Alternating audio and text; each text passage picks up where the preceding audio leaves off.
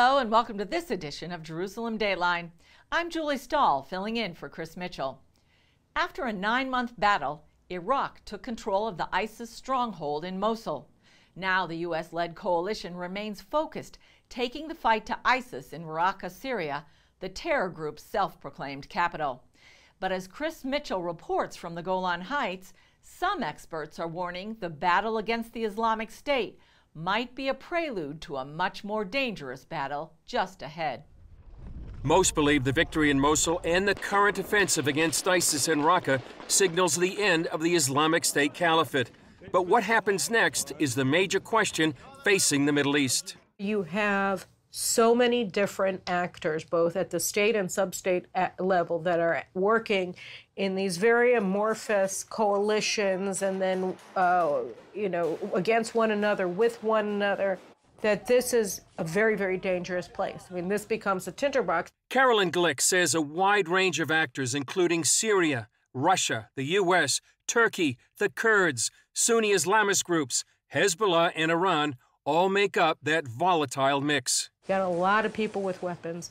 You got a lot of fighting going on in a small territorial unit, and its implications both for great power relations and, of course, for the ability to cause massive instability in neighboring countries like Jordan, like you mentioned, Israel, and, of course, Iraq is sort of part of the same theater, are just almost mind-boggling. From this vantage point on the Golan Heights, you can see that instability in action. A number of groups control Syria along Israel's border, including rebel forces and even ISIS. But the groups that concern Israel the most are the ones connected to Iran. Not so far from here, we have thousands of Shiites, Iranian-backed militias that are fighting in Syria. Avi Melamed says the West needs to know the war in Syria stretches beyond its borders. The war in Syria is way beyond the civil war. Actually, what we see right now in Syria is a huge stage of a huge regional power struggle, roughly speaking, between two major forces. One are the Iranians and their backed militias on the one hand, and the other are the Arab Sunnis. Glick warns Syria is flooded with Iranian troops.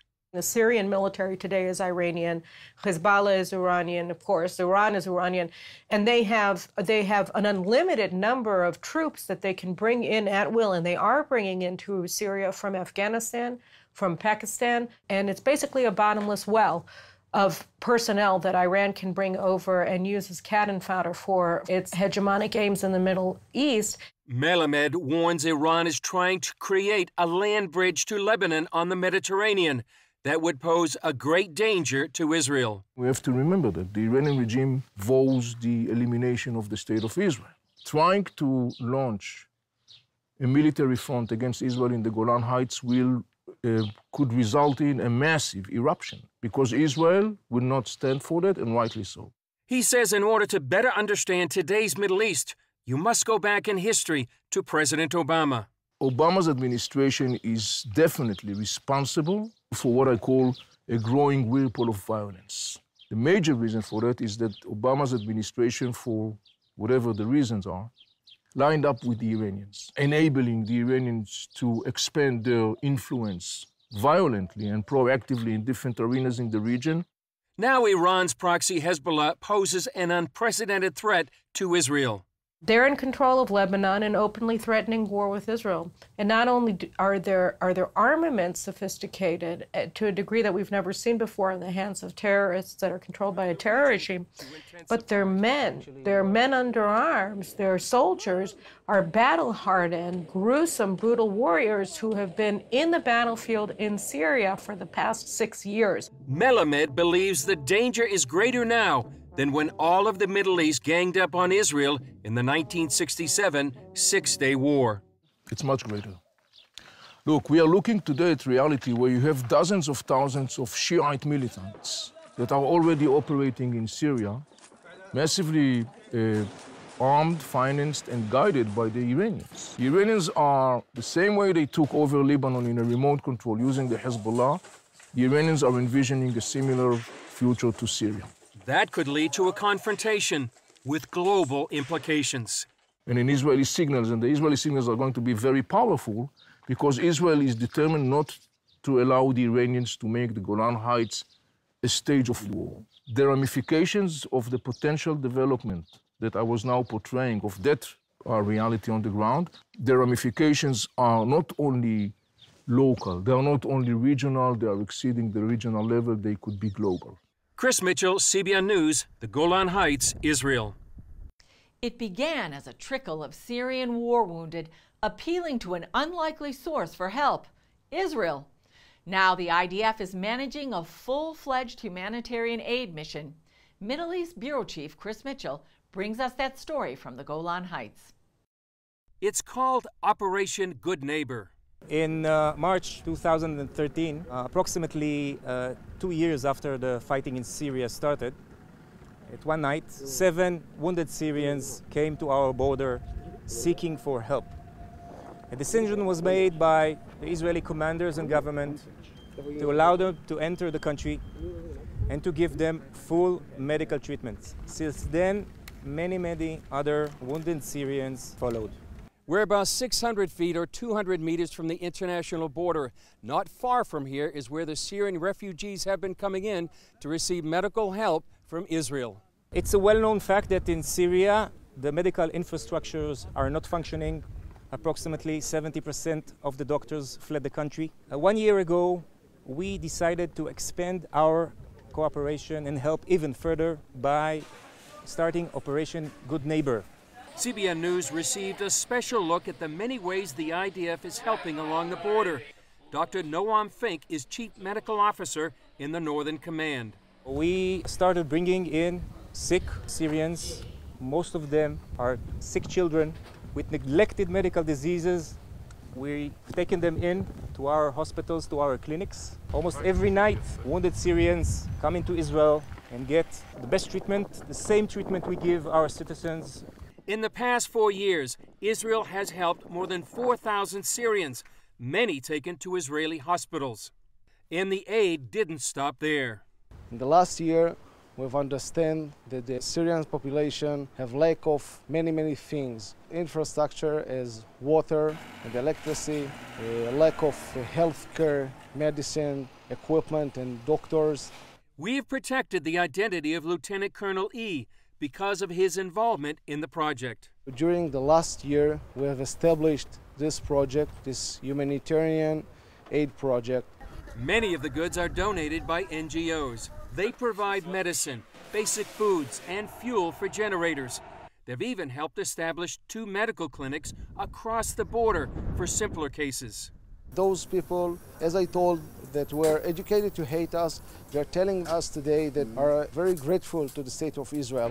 The IDF hopes the humanitarian effort will bear good fruit. We are believing that this humanitarian aid is our duty to help our neighbors, and we are believe that by doing this humanitarian aid, we are making good neighbors, and by this we can secure the Israeli-Syrian border.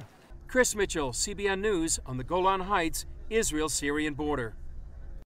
More than 50 Democratic and Republican members of the U.S. House of Representatives toured Israel in 2 partisan groups during August and said the U.S. has no greater ally than Israel.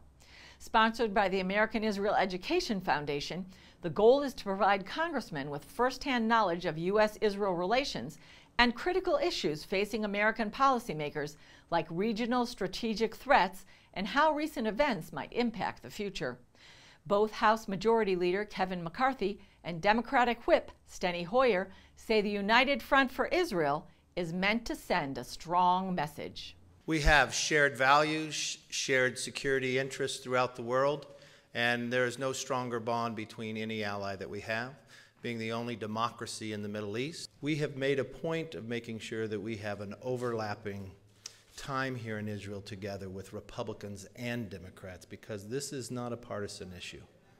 We ought to overlap because we want to send a message of solidarity with Israel and a solidarity with the people of Israel, and the solidarity that we know is necessary if we are to defeat those not only in the Middle East but around the world who, through terrorism and violence, would put at risk our democracies, which obviously Israel and America share in common, but also put at risk our way of life.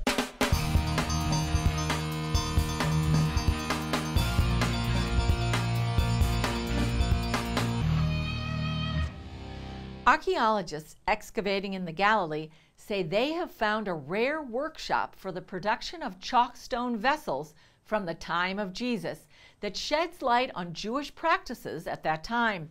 Take a look at what I saw when I visited the site in the area where biblical Cana would have been. Building in Israel often turns up ancient surprises, like this 2,000-year-old workshop during the construction of a new sports center in the area of biblical Cana in the Galilee. What we have here is a cave, an artificially hewn cave, which was hewn out by ancient quarriers 2,000 years ago. So this was both a quarry and a workshop for the production of stone vessels. Ariel University archaeologist Dr. Yonatan Adler is heading the excavation. We have a huge amount of production waste, which includes both cores, which were taken out from the inside of mugs and bowls, which were produced here. It's vessels that had broken during the production process. Archaeologists uncovered literally thousands of these cores at the site, and what the craftsmen threw away as production waste 2,000 years ago has become a treasure today. This is an exciting find, and here for the first time we have production sites in Galilee, which we're able to excavate, and to learn more about the observance of ritual purity 2,000 years ago. The New Testament specifically mentions stone vessels and those purification laws when Jesus turns the water into wine at the wedding in Cana. Now there were set there 6 water pots of stone, according to the manner of purification of the Jews. Stone is a material that doesn't become impure, as opposed to pottery vessels. If they came in contact with something impure or a corpse or something like that, then the pottery vessel would become impure and it would have to be broken. It couldn't be reused. Israel Antiquities Authority archaeologist Yardena Alexander said stone is considered pure all the time.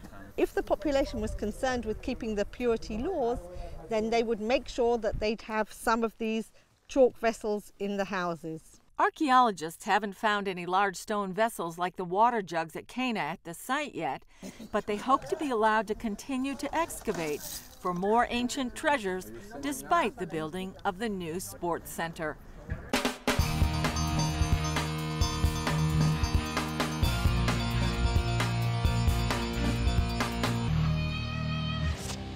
From the wedding in Cana, we fast forward to 1967.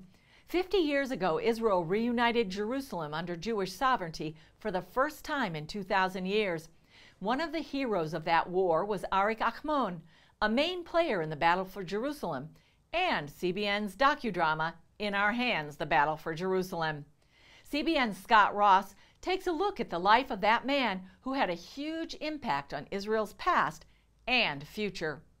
Ahmon was the chief intelligence officer for the 55th Paratrooper Brigade during the Six-Day War. I have exactly 10 hours to prepare a unit to war. Usually, to make our operation in Jerusalem, you need about 40 hours. It's a craziness. For an intelligence officer to El Arish, we have 3 weeks. Here, 10 hours.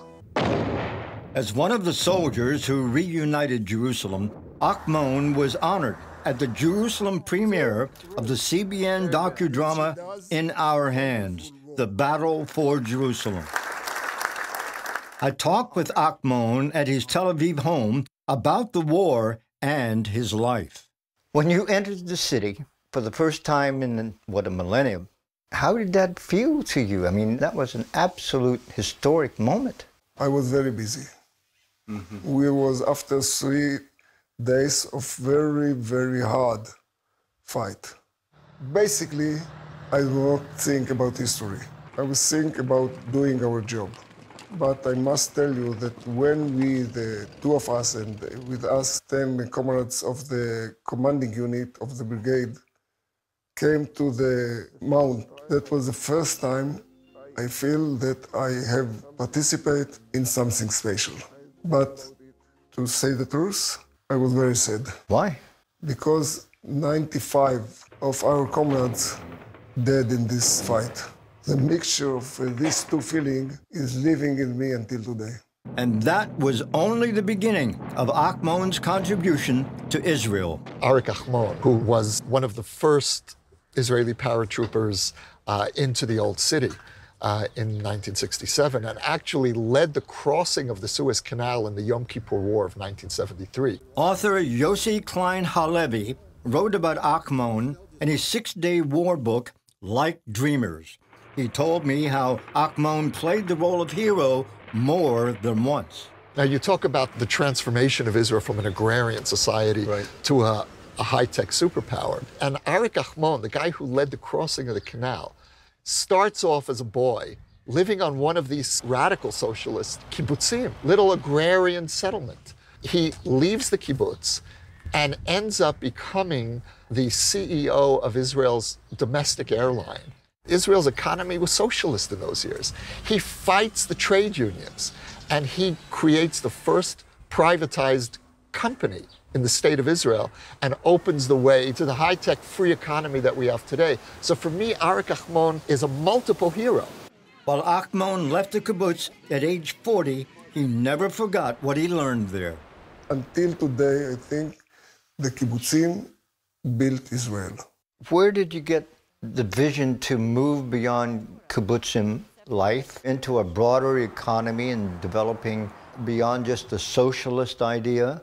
My values is still there in the kibbutz. I believe in free economy that mingled with a social responsibility. Money is very, very, very important things, but not all. It's values that more important than money. If the economy hadn't changed to a free economy, do you think that Israel would have survived? I think that the Israeli economy is a miracle. In such extreme circumstances, to be one of the leading economies in the world. For Akhmon, even with Israel's great development, he's troubled by divisions among his people. What about your enemies who don't think you have a right to exist? The enemies is enemies. We're strong enough to look after ourselves. The enemy of Israel is in us, inside us, not outside. The future for this country now. You were a man of vision. You've been a man of vision. What's your vision for Israel now? I believe in the eternity of the Jewish people. We have to get over this conflict and believe in it. I'm not sure that I will live until this day, but I believe in it. We will overcome. Scott Ross for CBN News in Tel Aviv.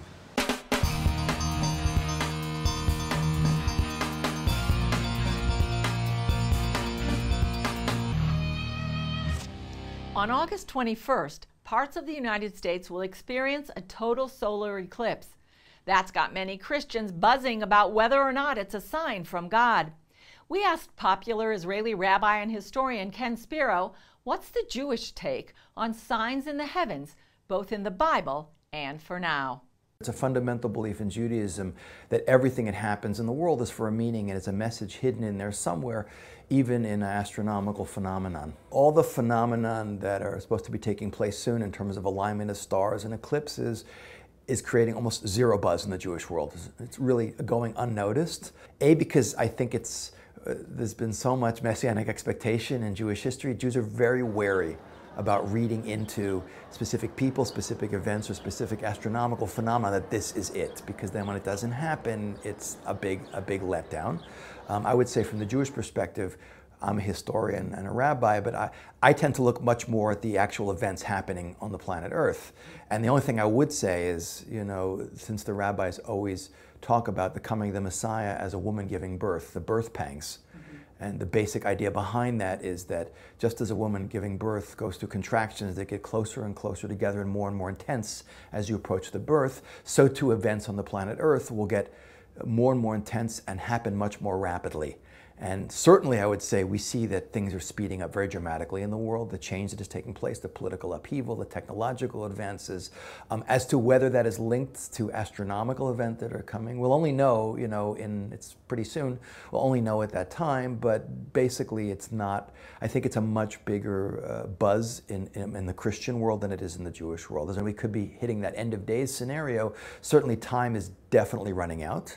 And as we see by looking at what's going on in the world in a positive and a negative way, I mean, the rebirth of the State of Israel, the reunification of Jerusalem, we just celebrated the 50th anniversary of that. I mean, that's unbelievable. That's prophecy coming true before our eyes. And what we do see is that the prophecies that are predicted pretty much in the Bible, by the way, and some of them are very unusual, unique, and unlikely, but they either have happened or are in the process of happening. And we're only a few headlines away from direct convergence of that biblical end of days scenario with the headlines in the news today. The upcoming solar eclipse won't be visible in Israel, but Israelis did see a partial lunar eclipse recently. Take a look at our video of that lunar eclipse as an example of what you can see on our social media channels.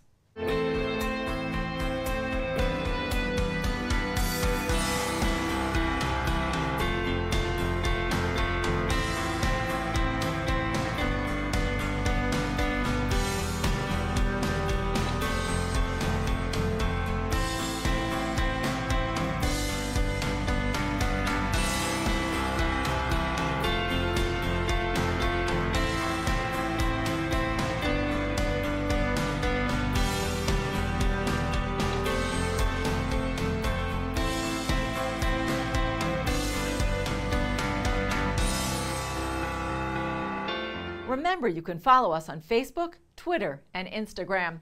And remember, the God that's watching over Israel, and you and me, neither slumbers nor sleeps.